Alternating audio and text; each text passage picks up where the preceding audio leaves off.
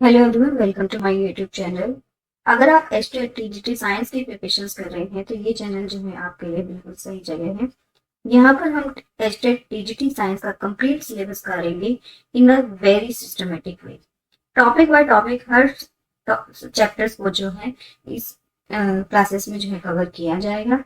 हर video में आपको जो है कॉन्सेप्ट क्लियरिटी प्रोवाइड की जाएगी, इंपॉर्टेंट पॉइंट्स बताए जाएंगे जो कि एग्जाम पॉइंट से बहुत इंपॉर्टेंट रहने वाले हैं। साथ ही साथ में प्रीवियस ईयर क्वेश्चंस और शॉर्ट ट्रिक्स भी।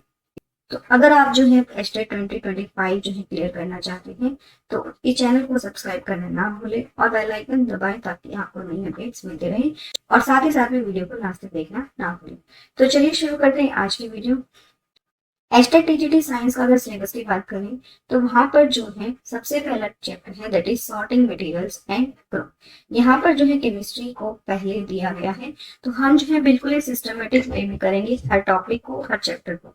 तो पहला चैप्टर हमारा रहने वाला है सॉर्टिंग मटेरियल एंड ग्रुप। यहाँ तक जो है हम आज इस वीडियो में कवर करेंगे। Sorting materials and grouping. सबसे पहले बात है कि हम मटेरियल को सॉर्ट जो है क्यों करते हैं, why we sort the materials.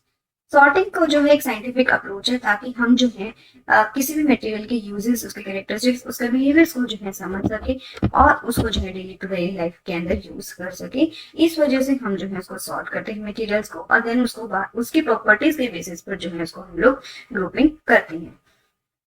In pedology भी जो है इस बार साइंस सब्जेक्ट में रहने वाली है। अबाउट 10 मार्क्स की जो है पेडोलॉजी आएगी, तो साथ में जो है क्वेश्चंस चैप्टर से रिलेटेड हम पेडोलॉजिकल जो इंपॉर्टेंस होगी वो भी यहाँ पर करते रहेंगे। Teaching sorting and grouping enhance observational skills. इसका इंपॉर्टेंस ये है कि वो बच्चों के अंदर जो है ऑब्जर्वेशन स्किल्स को इम्प्रूव करती है। प्रमोट क्लासिफिकेशन एबिलिटी, उनको जो है क्लासिफिकेशन खुद से करना आ जाता है because on based on their properties. And enhance thinking, scientific thinking in the learners. ठीक है, उनके अंदर जो है साइंटिफिक थिंकिंग को एनहेंस करती है। तो ये जो है सॉर्टिंग मटेरियल की इंपॉर्टेंस रहने वाली है। अब बात करते हैं कि बेसिस क्या रहता है सॉर्टिंग ऑफ मटेरियल।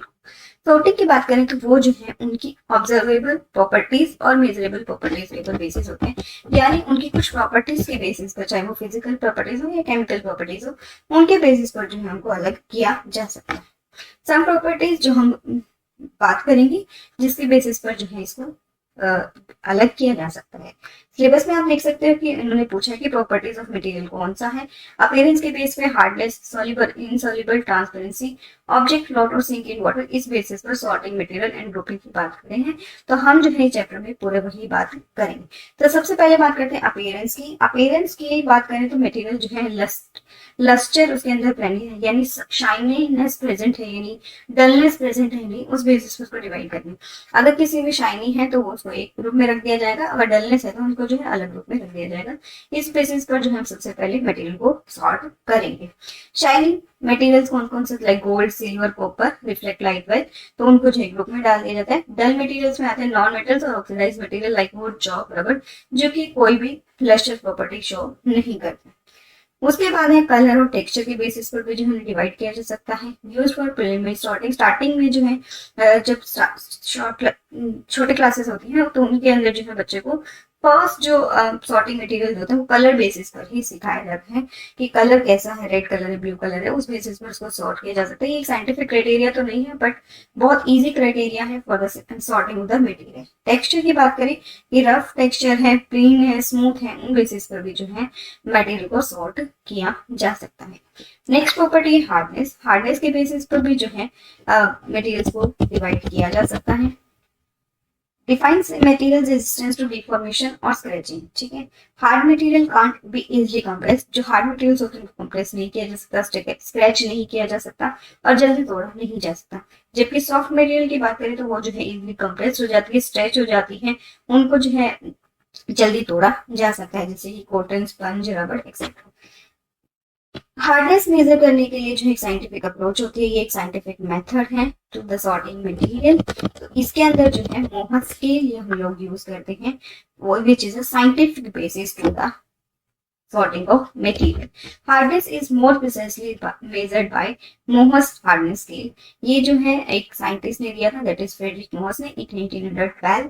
तो ये जो है क्राइटेरिया को है, इसके अंदर जो है मटेरियल्स को 1 to 10 नंबरिंग दी जाती है, जिसके अंदर 1 जो है सबसे सॉफ्टेस्ट होता है और 10 जो है सबसे हार्डेस्ट को बोलते हैं। फर्स्ट नंबर पे आता है टैलेंट, फिर gypsum, calcite, fluorite, apatite, feldspar, quartz, topaz, corundum and diamond is the hardest one. यहाँ पर जो डायमंड होता है वो हार्डेस्ट वन होता है। 10 नंबरिंग इसको जो है प्रोवाइड की जाती है। इस स्केल का हेल्पफुल क्या है, इंपॉर्टेंस क्या है, it help scientist and engineers categorise materials more accurately than just hard and soft. ठीक है, ये नहीं बोला कि diamond is more harder than the corundum, corundum is more harder than topaz. तो एक जो है मटेरियल्स को हार्डनेस और सॉफ्टनेस बेसिस पर है, बट कौन किससे ज्यादा कितना हार्ड है उसका भी क्राइटेरिया यहाँ पर मिल जाता है। तो मोह स्केल यहाँ पर यूज होता है। लिमिटेशंस क्या है कि मोह स्केल जो है ऑर्डिनल है। ठीक है, इट इज ऑर्डर पॉइंट्स में बात नहीं करता। Not linear, difference between 9 to 10 is much larger than the 1 and 2।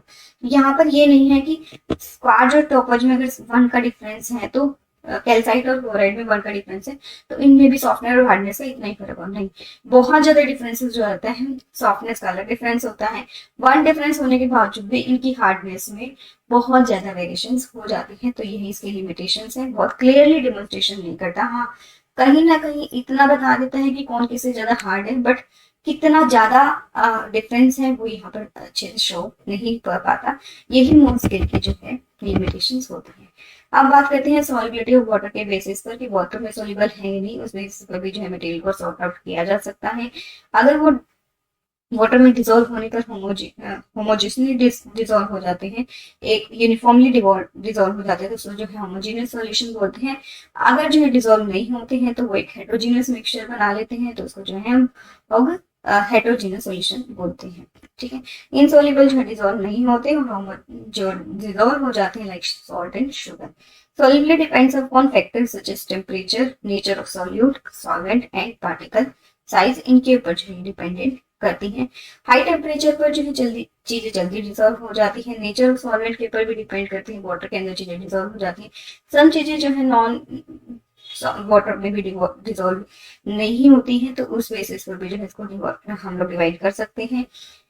Size कितना है सॉल्यूट का उस बेसिस पर भी डिवाइड हो जाता है। जैसे सैंड जो है डिजोल्व नहीं होती बट शुगर जो है जल्दी डिजोल्व हो जाती है, और कितना बड़ा साइज है उस बेसिस पर भी डिवाइड करते हैं।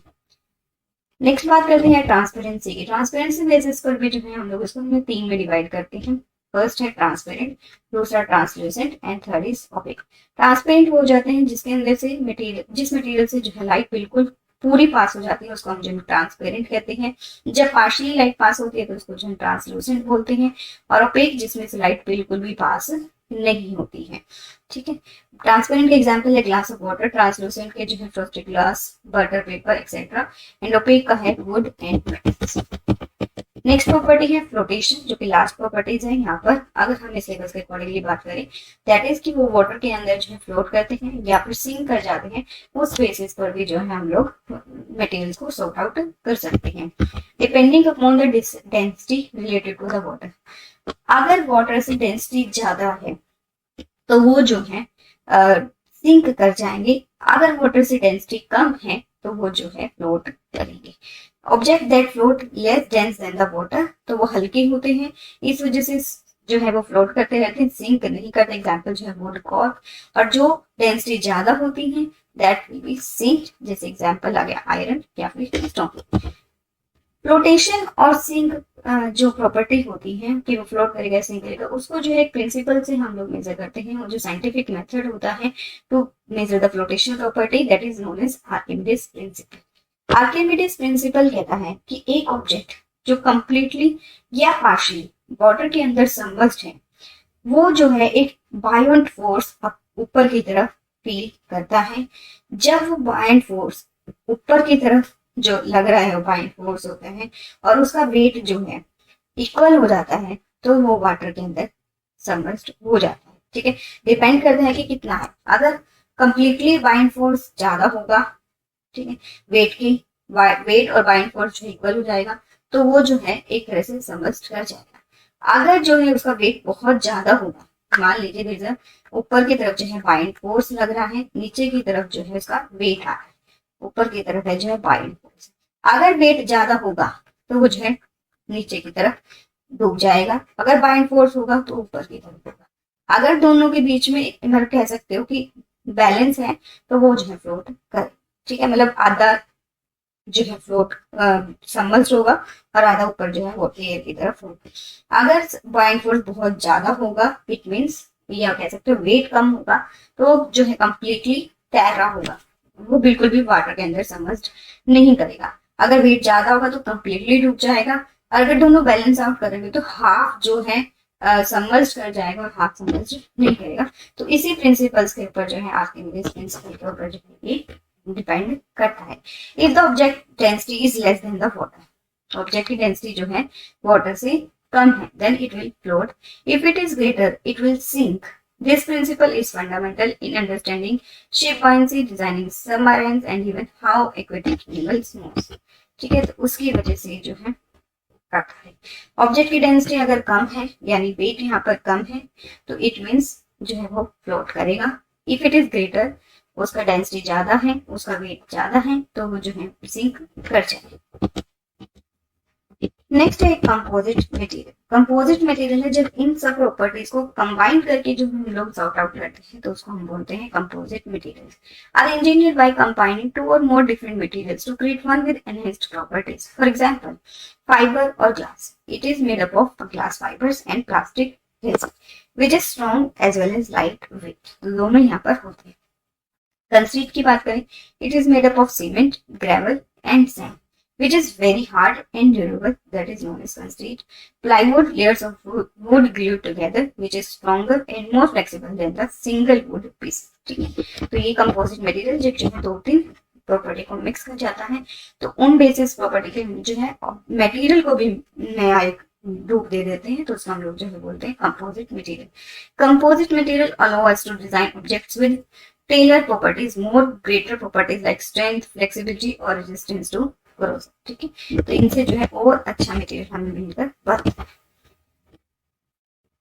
सॉर्टिंग ऑफ मटेरियल करते वक्त जो है हम एनवायरमेंटल कंसिडरेशंस भी देखते हैं ताकि जो है उनकी बायोडिग्रेडेबिलिटी और सस्टेनेबिलिटी जो है कायम रहे। When sorting and using material is essential to consider their environmental impact. जैसे जो बायोडिग्रेडेबल नेचर की होंगी वो लॉन्ग लास्टिंग होगी, एनवायरमेंट में अच्छा जो है बेनिफिट प्रोवाइड करेंगी, बट नॉन बायोडिग्रेडेबल चीजें जो है एनवायरमेंट को खराब करेंगे, तो अल्टीमेटली जो है पोल्यूशन क्रिएट होगा और हम जो है इसको लंबे टाइम तक यूज नहीं कर पाएंगे और इससे जो है हमारी व्यवस्था और ज्यादा बिगड़ जाएगी। Biodegradability refers to how easily material break down naturally by microbes. For example, paper, coated wood are biodegradable and less harmful to the environment, whereas plastic, glass and metal generally are not biodegradable but can be recycled. ठीक है, इन properties से जो है हमें waste management, recycling और choosing sustainable materials में help मिलती है। अभी हमने सॉर्टिंग करी थी on the basis of the properties, अब जो है ग्रुपिंग की जा सकती है based on their single properties and multiple properties like metals, non metals, जैसे मेटल्स के अंदर लस्ट्रस प्रॉपर्टीज होती हैं, ठीक है, इलेक्ट्रोपॉजिटिव कैरेक्टर्स होते हैं, तो उस बेसिस पर जो है हम लोग ग्रुपिंग मटेरियल कर सकते हैं, चाहे वो सिंगल प्रॉपर्टीज हो, मल्टीपल प्रॉपर्टीज हो या फिर उसकी फंक्शनैलिटी, उसके बेसिस पर जो है ग्रुप किया जा सकता है, जिनके बारे में जो है आप मेटल्स एंड नॉन मेटल्स वाले चैप्टर में ज्यादा डिटेल में बात करेंगे। यहाँ पर जो है हमें जस्ट कुछ प्रॉपर्टीज के बारे में बात करनी है।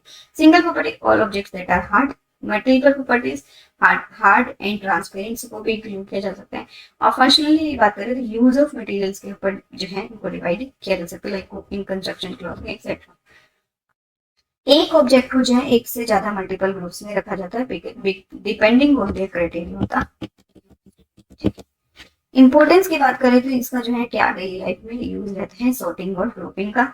It helps in choosing the right material for the right purpose. ठीक है, glass for windows due to the transparence, तो हमें हेल्प करती है कि हम जो है डेली लाइफ में किस तरह से यूज कर सकते हैं। Basis for recycling, waste management and material conversion, तो इसके जो है और भी इंपॉर्टेंस हो सकते हैं। आप कमेंट सेक्शन में लिखकर बताइएगा कि क्या क्या इसके जो है कमेंट हो सकते हैं। तो यहाँ पर जो है हमारा फर्स्ट चैप्टर जो है टीजीटी साइंस का कंप्लीट होता है। नेक्स्ट वीडियो में हम लोग बात करेंगे सेपरेशन ऑफ सब्सटेंसेस के बारे में।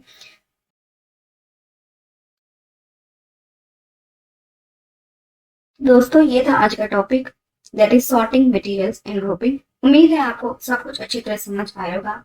अगर वीडियो पसंद आई है तो प्लीज लाइक करें, कमेंट करके बताएं कि आपको क्या हेल्पफुल लगा, और अगर कोई डाउट है तो जरूर पूछें। अपने दोस्तों के साथ भी शेयर करें जो टीजीटी साइंस की जो है प्रिपरेशन कर रहे हैं, ताकि जो है उनका भी एस्टेट इस बार क्लियर हो सके। अगले वीडियो में हम बात करेंगे नेक्स्ट टॉपिक के बारे में, so don't miss it. Channel को सब्सक्राइब करना ना भूलें और बेल आइकन भी ना दबाएं, ताकि आपको हर नई अपडेट की जानकारी मिलती।